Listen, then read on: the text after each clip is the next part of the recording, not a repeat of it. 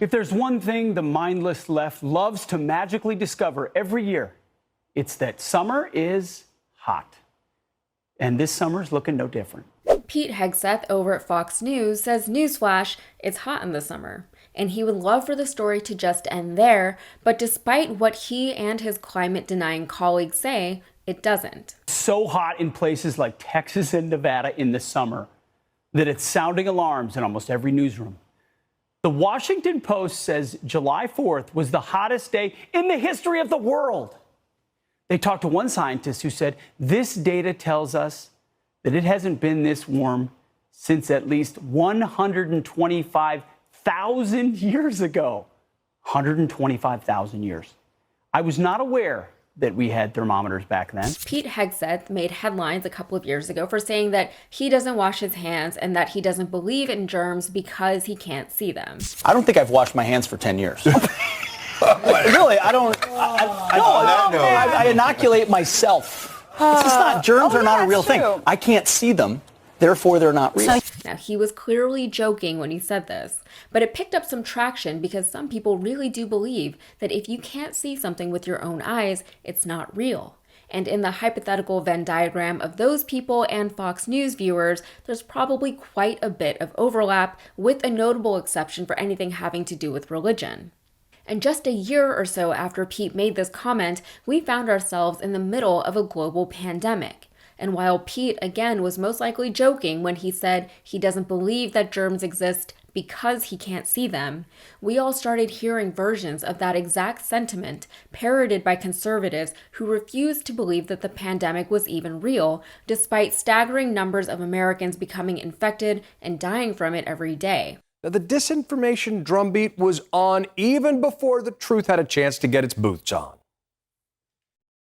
They're scaring the living hell out of people, and I see it again as like, oh, let's bludgeon Trump with this new hoax. All the talk about coronavirus being so much more deadly doesn't reflect reality. They cite the rising COVID infection rates in certain states to sell their latest panic porn.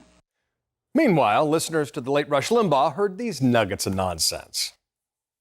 It looks like the coronavirus being weaponized as yet another element to bring down Donald Trump. The coronavirus is the common cold, folks. They couldn't see the virus, and they didn't personally see anyone die from it, so it was all just not real. Unlike Pete, those people were decidedly not joking, and many of their anti-vax, anti-social distancing, anti-science talking points came straight from Fox News. As Pete mentions in his segment, the Washington Post recently reported that we're currently seeing temperatures that are the highest this planet has seen in 125,000 years.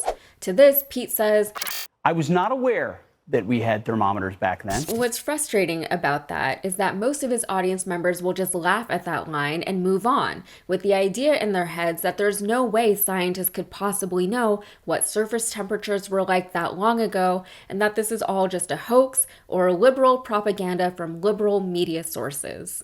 In order to understand something at a base level, most of us don't need to get a PhD in climate sciences. We can, however, listen to those who do have high levels of education in relevant fields, and we can gain insights into how they perform and measure their work. So let's dumb things way, way down. This is an expert from NASA's Climate Kids. It says, quote, scientists can study what Earth's climate was like hundreds of years ago by studying the insides of trees that have been alive since then.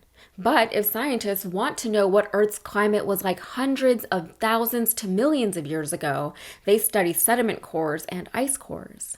So no, Pete, there were no thermometers back then, but thermometers are not the only way to measure temperature and temperature changes. Presumably, he knows that, because presumably he's not an idiot, but he sure treats his audience like they are. People who don't understand things tend to write them off very easily because to understand something requires time, effort, and education. Sometimes it even requires overturning existing beliefs that you might be attached to. It's work. If something sounds far-fetched, it's easier to just say it's far-fetched than it is to explore the reasons why and the ways in which it could be possible. It's very unlikely that anyone will gain a deep or well-rounded understanding of literally anything in the time it takes to watch a TikTok video or even a YouTube video. Modern attention spans are shorter than they used to be, and the abundance of information that the average person now has access to, more often than not, has succeeded in creating overwhelm and disorientation, and it's failed in deepening knowledge and encouraging critical, independent thought. Now, I'm not going to get into the science of paleoclimatology in this video right now because I am not a paleoclimatologist. Surely there are other presenters who are much more qualified to speak on this than me. If one is interested in pursuing a deeper understanding of how scientists are able to track climate changes over millions of years, they are encouraged to do so. If you're not interested in that pursuit, then fine. But don't sit there and dismiss something just because you, with no relevant education to speak of, don't understand it. Just say you don't understand it. It's not embarrassing. Why would anyone expect you to understand something that you've never studied? It's totally reasonable for you to not understand everything. What a thing to have to normalize. In the past, Pete Hegseth had said that preaching about climate change is akin to the religion on the left, and that the left wants to fight the weather. Now, obviously, these two statements are incredibly misinformed and oversimplified, and obviously, these statements fail to address the actual issue behind modern climate change and humanity's ongoing impact on the climate.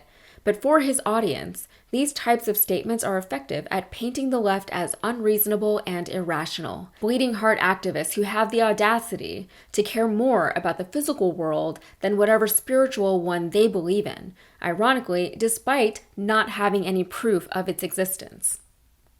And in the meantime, the real-world effect of this narrative and rhetoric is that conservatives will not fight for the planet, and they will not be in any rush to explore alternatives to fossil fuels because at the end of the day, it all comes down to profits.